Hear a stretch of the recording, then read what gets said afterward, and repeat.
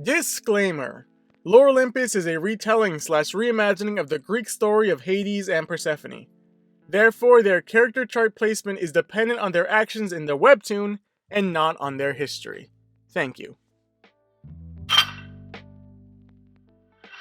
To cap off the month where we had International Women's Appreciation Day, I wanted to discuss and analyze one of my favorite characters in Lore Olympus, the right-hand woman to Hades, the one who keeps the god of the dead and the lord of the underworld in check, the goddess of magic, Hecate. Now, before we get any further, I'm going to do something a bit weird that I don't typically do. I'm going to say how I pronounce her name, because I looked it up and I literally could not find one way to pronounce her name. If I stumble a bit in this video, you'll know why. But she first appears in episode 33. Hecate kind of shows her presence almost immediately, calming the dispute between the unstable couple of Hades and Meneth, being able to send Meneth away with almost no effort, and then proceeding to call Hades a big blue idiot directly to his face, then showing a tabloid of him and Persephone. Now, really, it seems like no one is actually afraid of the god of the dead, from Artemis calling him a pervert to Hecate calling him an idiot. But really, that just shows how fearless she is.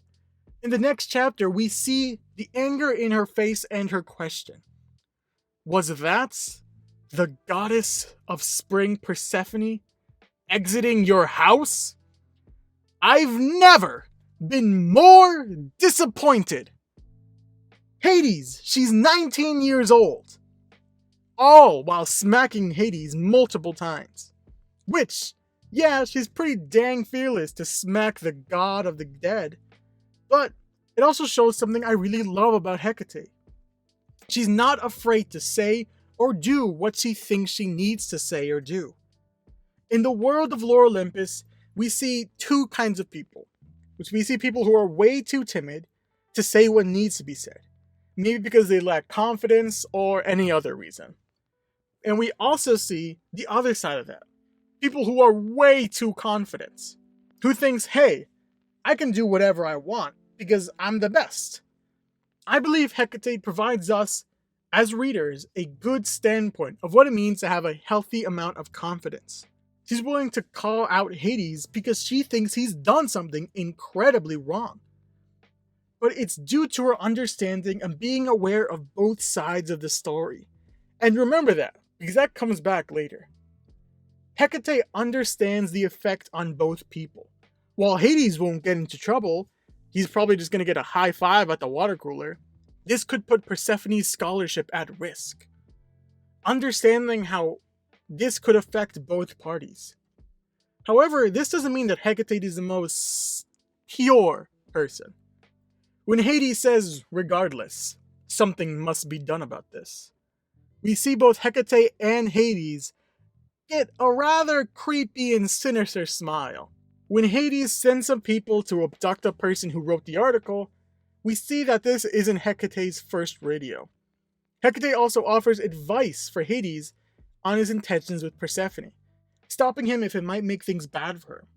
When Hades wants to go find Persephone, Hecate explains, I don't think that's a good idea. If you two are seen together again, it might make things worse for her.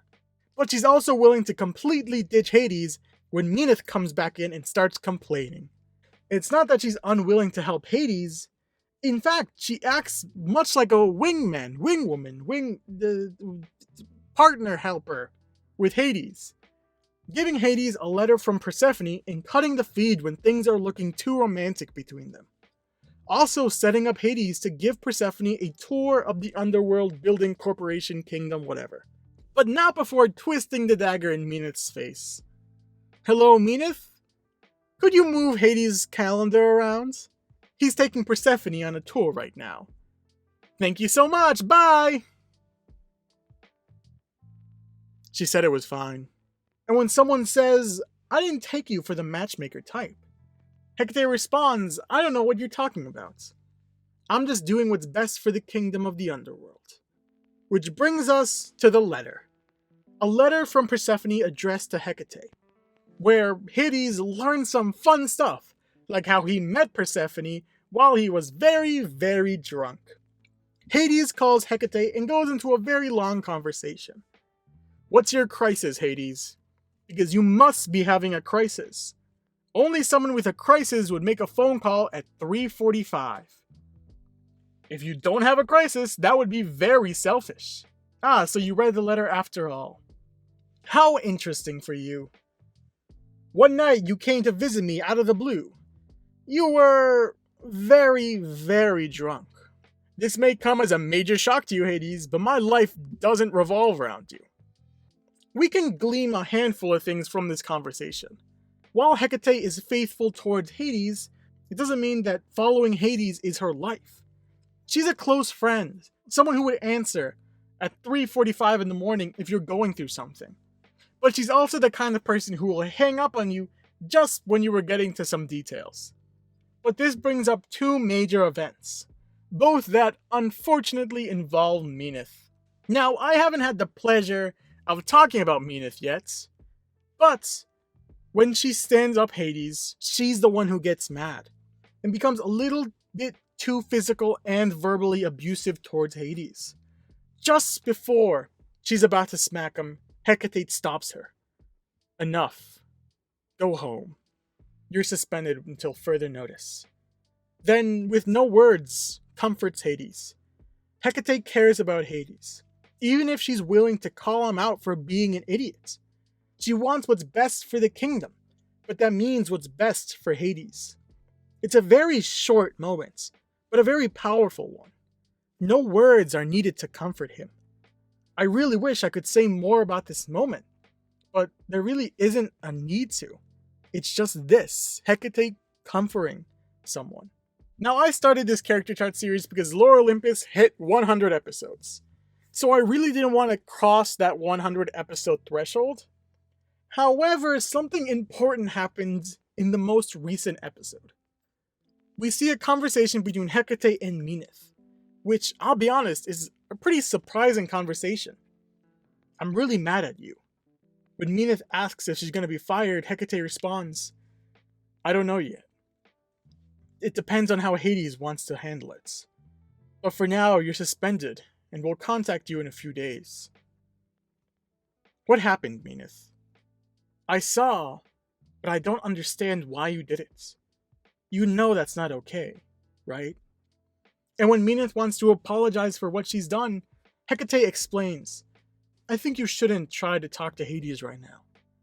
Sometimes we want to apologize, but really, it's to make ourselves feel better. I want to help you, Meneth, but you make it so hard sometimes.